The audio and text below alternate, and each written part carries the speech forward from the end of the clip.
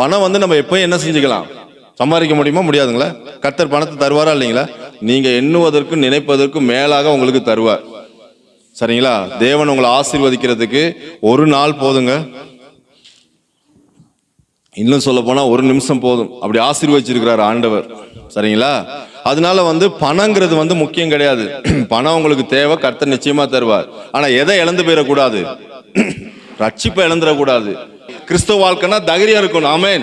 நான் வந்து இயேசுடைய ரத்தத்தின் வழியாக இந்த மார்க்கத்துக்குள்ள வந்திருக்கிறேன். நான் காசு கொடுத்து வரல, பணம் கொடுத்து வரல, ஏதோ நற்கிரியை செஞ்சுட்டு வரல, 4 பேத்துக்கு ஆக்கி போட்டுட்டு வரல, நான் வந்து லஞ்சம் கொடுத்துட்டு வரல.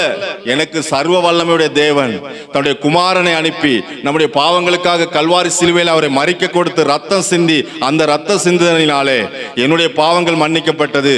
அதனால நான் இந்த மார்க்கத்துக்குள்ள இயேசுடைய ரத்தத்தினாலே நான் உள்ளே பிரவேசித்திருக்கிறேன். ஆமென். அந்த தைரியம் உங்களுக்கு இருந்தாதான் கிறிஸ்தவ வாழ்க்கையில நீங்க தைரியமா இருப்பீங்க. நீங்க யாருக்கு பயப்பட மாட்டீங்க, பிசாசுக்கு பயப்பட மாட்டீங்க, மனுஷனுக்கு பயப்பட மாட்டீங்க. ஏன்? நீங்க எப்படி உள்ள வந்தீங்க மார்க்கத்துக்குள்ள? இயேசுடைய ரத்தத்துல வந்திருக்கிறீங்க. அந்த தைரியம் இருக்குன்றாரு உங்களுக்கு. அந்த தைரியம் இருக்கணும். நான் இயேசுடைய ரத்தத்துல இந்த மார்க்கத்துக்குள்ள வந்திருக்கிறேன். நம்ம என்ன காசு கொடுத்தா வந்தோம்? இல்ல, விலையேற பெற்ற அந்த இயேசுடைய ரத்தத்துக்குள்ள நாம் இந்த மார்க்கத்துக்குள்ள பிரவேசித்திருக்கிறோம். அதுக்காகவே உங்களுக்கு தைரியம் இருக்கணும். நாம கிறிஸ்தவர்கள் சொல்றதுக்கு ஒரு தைரியம் வேணும். விசுவாசின்னு சொன்னா ஒரு தைரியமா இருக்கணும். உலகத்திலே நீங்க தாங்க விசேஷித்தவர்கள்.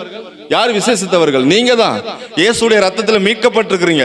உங்களுக்கு பரலோகம் இருக்குது, உங்களுக்கு நித்திய ஜீவன் இருக்குது, உங்களுக்கு தேவ மகிமை இருக்குது, தேவனுடைய ஆசீர்வாதம் இருக்குது, தேவனுடைய சகல பரிபூர்ணமும் இருக்குது. அந்த தைரியம் இருக்கணும். அந்த தைரியம் எப்படி வரும்? இயேசுடைய ரத்தத்தினால உங்களுக்கு அந்த தைரியம் உண்டாயிருக்குது.